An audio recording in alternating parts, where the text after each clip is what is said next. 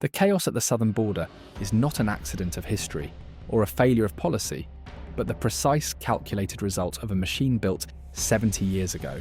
Recently declassified intelligence files and financial records expose a terrifying reality that contradicts every headline you have read about the migration surge. What is being sold to the public as a spontaneous wave of humanity is actually a strategic operation rooted in Cold War interventions and sustained by a modern, multi-billion-dollar deportation economy. The geopolitical roots, how the CIA engineered the migrant trail. This is not about border security, it is about a cycle of destabilization, criminalization, and monetization that has been running on autopilot since 1954. From the CIA coup that shattered Central American democracy to the congressional mandates that force prisons to fill beds for profit, the crisis has been engineered. We are looking at a blueprint, not a broken system. Most people believe the migrant trail begins with poverty or local corruption, but the true origin point is a specific date in history that Washington tries to forget. It starts in 1954 with a covert CIA mission codenamed Operation PB Success, a violent intervention that effectively broke the spine of Guatemalan democracy. The target was Jacobo Arbenz, a leader whose only crime was threatening the profits of the United Fruit Company, an American corporation that owned the country's land and railroads. Declassified archives now confirm that the agency didn't just swap a president. They dismantled a society through psychological warfare and the arming of paramilitaries. This wasn't just a regime change, it was the installation of a structural nightmare that led to a 36-year civil war and the genocide of indigenous populations. When you destroy the mechanisms of land ownership and governance, you leave people with two choices: fight or flee. The land reforms were reversed, concentrating 75% of the fertile soil into the hands of a tiny elite, leaving the rural population destitute and desperate. The blowback loop, manufacturing the transnational. Gangs we fear. The narrative that violent gangs like MS-13 are an invading foreign army is perhaps the greatest deception in this entire saga. The reality is that MS-13 is a distinctly American product, born on the streets of Los Angeles, not San Salvador. These groups formed in the 1980s as a survival mechanism for refugees who had fled the US-funded civil wars, only to face marginalization and violence in American cities. The transformation of these street gangs into a transnational security threat was catalyzed by a single piece of US legislation act. This law triggered the mass deportation of nearly 31,000 convicts back to Central America, exporting a hardened, sophisticated criminal culture to nations that had no police capacity to handle it. We effectively shipped a US prison subculture into a post-war vacuum. Once back in El Salvador, these deportees utilized the organizational tactics they learned in the American penal system to consolidate power. They wiped out local competition and established a criminal hegemony that the weak local governments could not contest. Intelligence analysts call this blowback, the unintended consequence of a covert operation hitting you in the face decades later. But in this case, the blowback became the fuel for the next crisis. The deportation industrial complex, monetizing human displacement. While the geopolitical strategy created the supply of migrants, a domestic machine was constructed to turn their detention into a multi-billion-dollar industry. This is where the deportation industrial complex takes over, a system where human beings are reduced to units of revenue. The heart of this system is a little-known legislative requirement called the bed mandate, buried in the 2009 Appropriations Bill. Congress literally requires immigration and customs enforcement to maintain a specific number of detention beds, tens of thousands of them, filled on a daily basis. This transformed detention from a public safety necessity into a quota-driven business model. It incentivizes the arrest of individuals not because they are dangerous, but because the beds must be filled to satisfy the contract. The primary beneficiaries are private prison giants like the GEO Group and CoreCivic, who house the vast majority of these detainees. These corporations have integrated themselves so deeply into the Department of Homeland Security that their financial health is tied directly to the misery at the border. When political rhetoric turns toward mass deportation, their stock prices soar.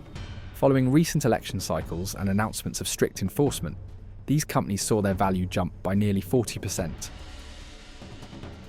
Executives at these firms discuss border crises in their earnings calls not as tragedies, but as unprecedented opportunities.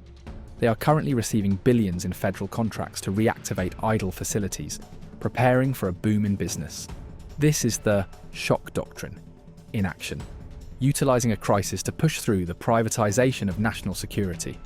The more unstable the world becomes, the richer these shareholders get. The digital panopticon, surveillance, AI, and the end of privacy. The physical walls and detention camps are just the visible surface of a much deeper, more invasive infrastructure being built in the shadows. We are witnessing the birth of a digital panopticon, a virtual wall powered by artificial intelligence and mass data fusion. The key player here is Palantir Technologies, a defense contractor that has developed a system known as Immigration OS. This operating system is designed to provide near real-time visibility on millions of people, effectively treating the entire immigrant population as targets to be tracked. It creates comprehensive dossiers by fusing data from disparate sources that were never meant to be combined. Your tax records, social security files, license plate readings, and even utility bills are fed into a single algorithmic dragnet. The terrifying evolution here is the shift from reactive law enforcement to proactive, algorithmic targeting. The system uses AI to identify deportable individuals based on opaque criteria, creating a self-deportation tracking mechanism that monitors whether targets leave the country. This isn't just about catching criminals, it's about building a surveillance state that can scan, sort and process human beings at an industrial scale.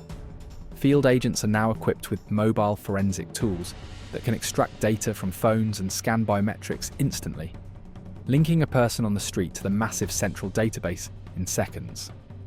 The proposed Department of Government Efficiency aims to break down the final legal barriers between agencies, allowing health and benefits data to be weaponized for enforcement.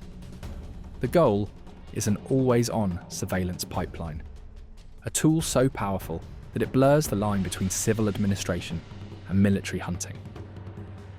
Project 2025, the Alien Enemies Act and economic collapse. All of these historical and technological threads are converging into a final, explosive plan known as Project 2025. This is the endgame, a blueprint for a shock and awe campaign that fundamentally alters the legal and economic landscape of the United States. The cornerstone of this strategy is the resurrection of the Alien Enemies Act of 1798, an archaic law written when America was fighting a naval war with France. By invoking this act, the administration plans to bypass the inconvenience of due process. They intend to classify gang activity as a foreign invasion, allowing them to treat migrants not as civilians with rights, but as enemy combatants in wartime. This legal sleight of hand would strip millions of people of their day in court, facilitating expedited removals without judicial review. The operational side, dubbed Operation Aurora, envisions the militarization of the American interior. Plans have been drawn to deputize National Guard troops from red states and deploy them into blue states to enforce federal will, a move that challenges the Posse Comitatus Act and risks a constitutional crisis. Military bases are already being prepped to serve as massive staging grounds and detention centres, turning domestic soil into a theatre of operations. But the most devastating impact of this plan will likely be economic. Removing millions of workers from the labour force is predicted to trigger a catastrophic supply shock.